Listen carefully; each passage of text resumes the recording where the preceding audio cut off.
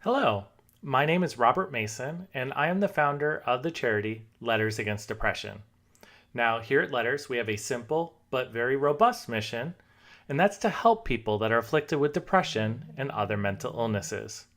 We do this in a truly unique and special way. We handwrite letters of hope and support to people all over the world, spreading the message that you are not alone and that you matter. Do you know the current statistics that have come out? Roughly about 48 million Americans suffer from depression and other mental illnesses. That is a staggering number. If you look around right now in your classroom at the people in there with you, that equates to about 1 in 5 people. So, roughly about 20% of you statistically are struggling and battling with depression and other mental illnesses. And for the most part, this is a quiet type of disease or illness where people don't talk out about it a lot of times. A lot of times there aren't symptoms that they're trying to outwardly show. So a lot of times they're fighting it on their own inside. I know because statistically, I'm one of those people. I battle depression and anxiety. And I know what it's like to try to keep that inside, hold it inside, and not let people know. You know, when people ask, "How are you doing today?" And you just say, "Okay," even though inside there's so much turmoil and stuff going on. So here at Letters, we want to connect with people that are going through that and keep letting them know that they matter. They're special. They're worth it. So what we do is we have multiple social media accounts, and these social media accounts help let people know that we're here. As people share inspirational messages that we send or sign up links, and it gets shared around, new and more people are able to find our service. They go to our website at lettersagainst.org, and there they're able to sign up to receive letters. They can become a recipient. And the sign up form is really simple. They're putting their name, address, and a little bit of a short story about them so that we get to know them. Because one of the biggest things about the letters that we write, they're not form letters. We don't structure them in the same way. We don't tell people you have to say this and you have to do this in them. We want the letters to be unique and special and specifically for the person that's receiving it. So all of the letters that we send out, personal to a T, that we can get to them, that they know this letter can only be for them. I couldn't take this letter and mail it to someone else and have the same impact. In order to fulfill these letters, we have volunteers all over the world that write letters that they then send to us, and we proofread, and we're able to send out to the recipients as often as we can to reinforce the idea that they're not alone in this, that we care and that they matter. So you really want to talk about writing that matters. The work that we do and the letters that we write with Letters Against Depression really matter. These are writings that have an impact and many times a very lasting impact with people.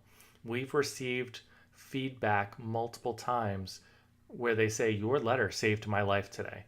People going through the lowest of lows, and then just miraculously there in their mailbox, they get a letter, and here's someone who's reaching out, saying, "I hear you, I understand what you're going through." And that has such an ability to help heal. And it's just absolutely amazing to see those responses come in. So what we do, and the ability to send these letters and create that bridge to people to let them know that we're here for them, is absolutely writing that matters. So I've mentioned that we don't have form letters. We don't have a specific structure that says you have to do this in order to send it in. You don't have to say this. We want them to be unique and different. I want, if someone shares a letter that they receive, I want everyone that sees that letter that may have received letters on their own to say, "Wow, that's different than what I got. It's not the same message." And truly, we want a different message for everyone. If you battle with depression or other mental illnesses and you find someone as part of this assignment, or if you decide you would like to become a volunteer with us and you find someone that's kind of going through the same thing, making that connection with them and being able to connect with them can be healing for both sides. So, we definitely want you to be creative and able to kind of write what you would like as part of that. Now, that being said, with this project, Writing That Matters, we want to kind of give you some guidelines around it, though, and what we found over the years of writing letters of what really works and what we should kind of stay away from. So, the first thing I want to say, and the thing that's probably on your mind, how long does this letter need to be? What is, a lot of times it's what's the minimum, what are we looking for? At a minimum, you should look to do one page, one-sided of one page at a minimum. And the goal is to have as little white space in the paper as possible. If you were only to write a letter that was a couple paragraphs and it's only about half the page, a lot of times what people see is a lot of extra white. So as much as possible, you want to fill up that one page. Now, if you are writing and you really connect with this and you go longer than one page, my advice would be get a new sheet of paper and continue on that second page. And then you can continue from there. Front and back, a lot of times what we find is that the ink will bleed through and it's kind of hard to be able to read. Plus with creasing it, when you fold and mail, sometimes the rubbing between can wear it down. So we'd say one page, one-sided is kind of the minimum of what we're looking for, but you're not held back as to how long. So if you connect with someone and you want to talk about your experiences, which is totally okay. You can talk about experiences that you've had and things you've gone through or things that you've seen. You totally can talk about that. And when you do, sometimes you go long because you just want to keep giving advice or making those connections. There is no maximum. We can mail 3, 4, 5-page letters and it all goes into an envelope, one stamp, and we're good. So no maximum, but minimum, we want that one page, one side. Again, as little white space as possible. Some people like to do doodles on the side or add the person's name up on the top in color, anything to kind of fill in that space to make it look nicer. Although from a creative aspect, you truly don't need to do that piece, but use the lines in writing. I mentioned that you could tell your story. You're more than welcome to talk about experiences you've had if you're able to connect with them on that. If you don't have experience with depression and mental illness, congratulations, awesome. You are still able to connect though. You're still able to forge, those inspirational words that you can kind of send through. If you get stuck, look at inspirational quotes. Look up something that you can kind of start to quote and then talk about that quote. You can put multiple quotes in it as well. And that way, just something that they can relate to and connect with.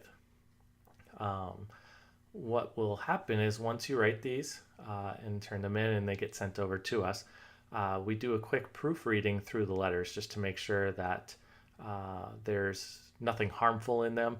I don't expect there to be, but we just validate that everything is good with those, and then we go ahead and send those along to the recipient. And you are more than welcome, if you would like. You can include a return address at the bottom of your letter. You can include your email address if you would like them to reach out to you. If it's something where you're like, oh, I'd love to talk with this person more, you can give your information if you feel comfortable to. There's no pressure to. Most people do not.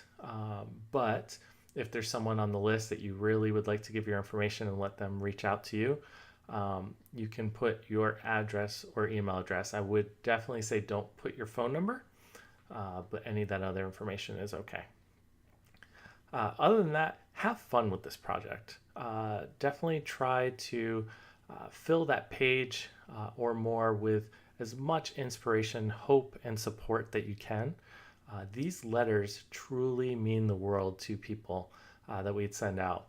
We write letters currently to just about 1,700 people from all over the world, roughly about 55 countries at this time.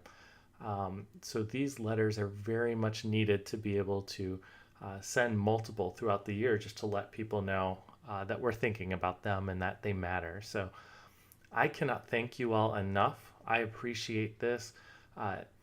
If you are struggling and you would like to receive a letter, you can sign up on our website. It's lettersagainst.org.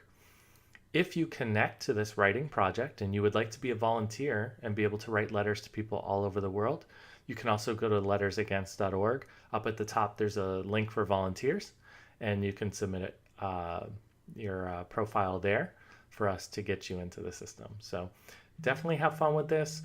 If you have any questions, please let us know. And I appreciate and can't wait to see all of the amazing letters that come in. I cannot thank you all enough from the bottom of my heart. Thank you.